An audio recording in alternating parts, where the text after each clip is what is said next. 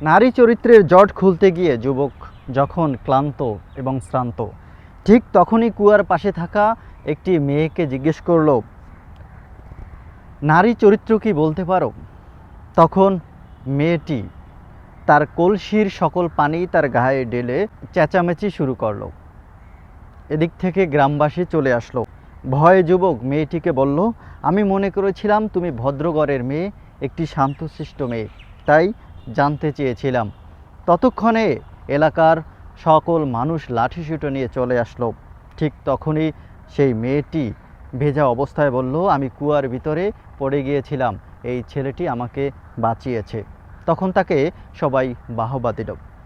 নারী তখন তাকে বুঝিয়ে বলল যে যখন তুমি নারী চরিত্র কি জানতে চাবে, তখন নারী কতটা ভয়ঙ্কর সেটা তুমি দেখতে পাবে। আর যখন নারীকে একটু সম্মান দিবে, তখন তুমি নিজেও সম্মানিত হবে।